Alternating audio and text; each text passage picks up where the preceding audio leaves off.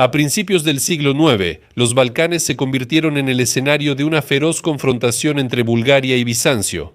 El Janato búlgaro, fortalecido por las reformas de Krum, desafió al poderoso imperio bizantino y su lucha se convirtió en una parte importante de la historia de los Balcanes.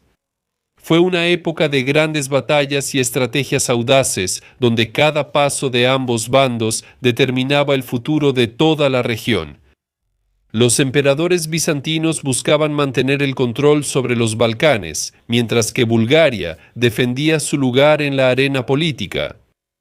Les recuerdo, están en el canal Amazing History, un canal para quienes realmente aman la historia. Antes de continuar, les pido que no olviden apoyar el canal a través de membresías en YouTube o Patreon. Por cierto, muchas gracias a quienes ya lo están haciendo. También agradeceremos sus likes, su suscripción y por supuesto sus comentarios amables. Vamos al tema del episodio.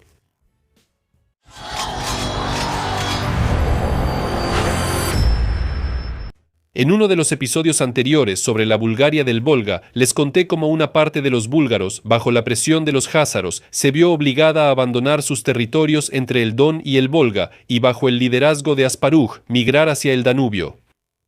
Allí fundaron el primer reino búlgaro que se acercó mucho a las fronteras de Bizancio. Este estado se convirtió en una nueva fuerza en los Balcanes y contribuyó a la formación de una identidad política y cultural común, la de los búlgaros. Prácticamente de inmediato, ambos estados comenzaron a luchar entre sí. Sin embargo, esto no impidió que los búlgaros desempeñaran un papel decisivo en la defensa de Constantinopla contra el califato de los omeyas en los años 717 y 718. Esta es una batalla que cambió la historia de Europa, y la intervención del Canterbel como aliado de Bizancio le dio al Estado búlgaro un nivel de reconocimiento internacional, elevándolo al rango de una potencia europea reconocida. En esta nueva formación política se mezclaron las tradiciones búlgaras originales y la influencia bizantina, lo que llevó a la aparición tanto de una clase élite de guerreros nómadas como de una estructura burocrática ya establecida, capaz de gobernar a la población sedentaria. Después del asedio de Constantinopla, se estableció una calma temporal en las relaciones entre Bizancio y Bulgaria. Sin embargo, los emperadores bizantinos todavía consideraban al reino búlgaro como una amenaza seria para su influencia en los Balcanes y buscaban maneras de controlarlo. En el año 741 llega al poder Constantino V, quien rápidamente se destacó como un brillante comandante militar. Aprovechando las guerras civiles dentro del califato, el nuevo emperador invadió Siria y volvió a conquistar Chipre, trasladando a la población cristiana a Afraquia para fortalecer su poder allí.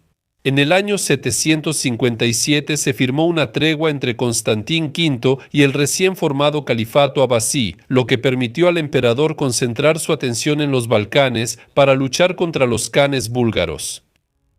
El momento para atacar fue elegido de la manera más oportuna.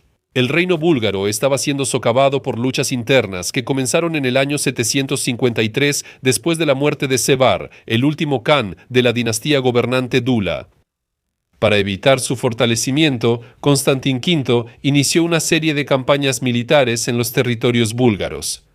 También intentó establecer contacto con los eslavos. Constantín trató de influir en las tribus eslavas dentro de Bulgaria para provocar disputas internas. A pesar de las numerosas invasiones, Bizancio no logró debilitar a Bulgaria. Los khanes búlgaros se defendieron hábilmente y a menudo contraatacaban. En el año 775, durante su novena campaña, el incansable emperador murió de fiebre, lo que hizo que la presión de Bizancio sobre los búlgaros disminuyera. A Constantín V lo sucedió Lev IV Házaro. Él apoyó al territorio de Riga, que perdió el trono como resultado de un golpe de estado encabezado por Kardam.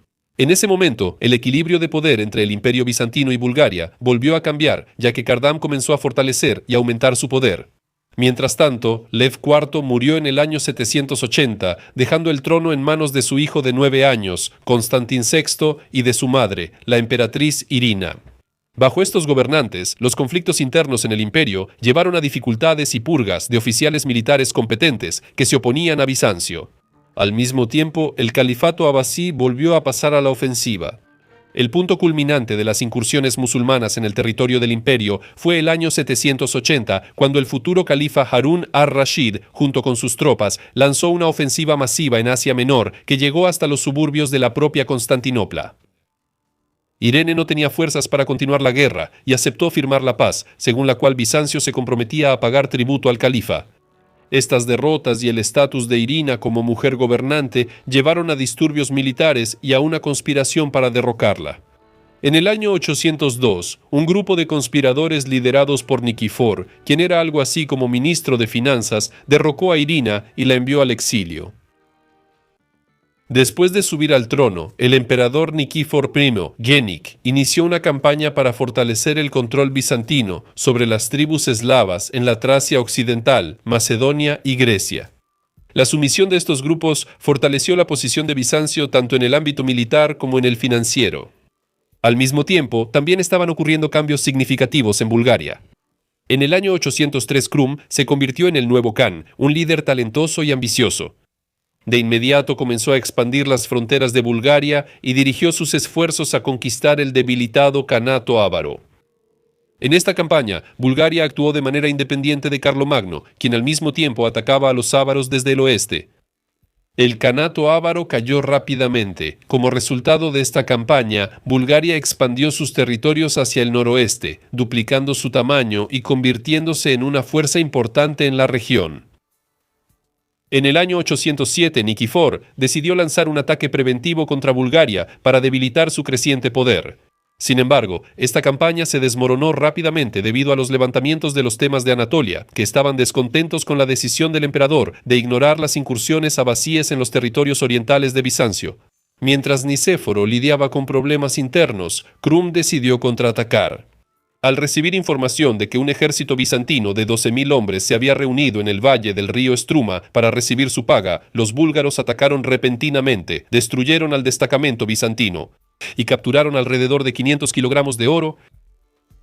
Pero las dificultades de Nicéforo I no terminaron ahí. En el año 809, el Khan Krum capturó la fortaleza de Sérdica, la actual Sofía, un importante punto estratégico de Bizancio en el noroeste de los Balcanes. Después de prometer seguridad a los habitantes de la fortaleza, Krum de todos modos llevó a cabo una masacre. Aniquiló a la guarnición bizantina de 6.000 hombres y a un número considerable de civiles. Mientras tanto, la muerte del califa Harún al-Rashid. La muerte de Harún al-Rashid en el año 809 llevó a una lucha por el poder entre sus hijos, lo que debilitó temporalmente la presión de los abasíes sobre las fronteras orientales de Bizancio. Esto permitió a Nicéforo concentrarse en la confrontación con Bulgaria. En mayo del año 811, Nicéforo reunió un gran ejército y marchó hacia el norte hasta la fortaleza fronteriza de Markela, donde se le unieron unidades militares adicionales. En su ejército había guerreros no solo de Tracia, sino también de Asia Menor. Además, según el cronista Teófanes, en el ejército de Nicéforo había muchos pobres armados con hondas y palos. Al enterarse del tamaño del ejército imperial, Krum propuso negociaciones de paz, pero Nicéforo rechazó su propuesta, confiado en su victoria. El objetivo de Nicéforo era la capital búlgara, Pliska, hacia donde se dirigió con la intención de capturarla y saquearla. Al acercarse los bizantinos, los civiles abandonaban la capital, refugiándose en las colinas cercanas, y Krum, al darse cuenta de que sus fuerzas eran insuficientes, se retiró a las zonas montañosas, dejando una guarnición de 12.000 hombres para la defensa. Sin embargo, las tropas de Niquíforo tomaron Pliska por asalto, destruyeron la guarnición, saquearon la ciudad y devastaron sus alrededores. Según los cronistas, los soldados bizantinos quemaban las cosechas, mataban el ganado y masacraban a los civiles. Krum, enfurecido por la destrucción, volvió a ofrecerle a Niquíforo una retirada segura de Bulgaria con los trofeos capturados, si aceptaba la paz. Pero Niquíforo, que buscaba la completa destrucción de Bulgaria, volvió a rechazar la oferta. Después de la captura y el saqueo de Pliska, el emperador Niquíforo I continuó la campaña en territorio búlgaro, esperando quebrar definitivamente la resistencia búlgara. Durante esta campaña, su ejército sufría por la falta de disciplina. El avance fue lento y los días dedicados al saqueo agotaron el espíritu de lucha de los soldados. Cada vez más personas rompían la formación para saquear o simplemente desertaban. El prolongado asedio de Pliska y la posterior marcha lenta del ejército bizantino le dieron a Krum la oportunidad de ganar un tiempo valioso. Logró organizar una milicia, convocando a todos los hombres búlgaros, así como a los eslavos de Moesia y a los ávaros capaces de portar armas.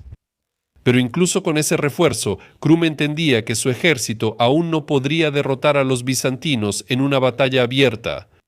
La única esperanza de revancha sería alcanzarlos en los pasos montañosos. Krum decidió usar la estrategia de un ataque sorpresa. Él construía fortificaciones de madera y trampas en el desfiladero de Irbish, sabiendo que ese lugar estrecho limitaría la maniobrabilidad y la superioridad numérica de los bizantinos.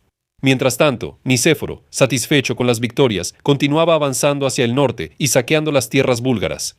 El 25 de julio de 1811, sus destacamentos de avanzada entraron en el paso estrecho. El camino les fue bloqueado por una empalizada de troncos fortificada, que Nikífor consideró como un medio para evitar la entrada, no la salida. Pero cuando se avistaron guerreros búlgaros en las alturas circundantes, ordenó detenerse para discutir los siguientes pasos con sus comandantes. Como el terreno no permitía la concentración total del ejército, las tropas tuvieron que establecer varios campamentos separados a lo largo de la garganta. El campamento del emperador se podía reconocer por su tamaño y por el brillo de los colores de las tiendas y estandartes. La infantería búlgara se ubicaba en las alturas a ambos lados del camino que conducía por el paso, así como en las laderas de las montañas. Krum decidió que había llegado el momento y dio la señal para atacar. Al amanecer del 26 de julio, una multitud de guerreros búlgaros, eslavos y ávaros del principal grupo de asalto de Krum cayó sobre el campamento de Nikífor. El plan era simple: destruir las formaciones de élite y a sus comandantes. Y funcionó. Durante la brutal masacre, el propio Nikífor y muchos de sus comandantes murieron. Los que sobrevivieron decidieron huir para salvarse. La mayor parte del ejército se dirigió hacia el río, donde muchos se ahogaron al no encontrar un cruce. Otra parte del ejército intentó atravesar el foso y la muralla, pero fueron asesinados. Solo unos pocos lograron escapar con vida.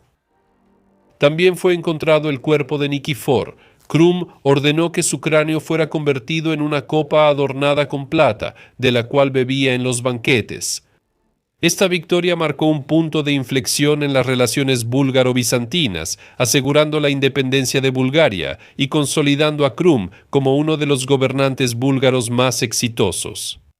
Ahora los búlgaros querían ir contra Bizancio, lo que significa que su enfrentamiento estaba lejos de haber terminado. Fin. Si quieren seguir viendo más sobre las guerras bizantino-búlgaras, háganmelo saber en los comentarios. Bueno, eso es todo por mi parte. Nos vemos.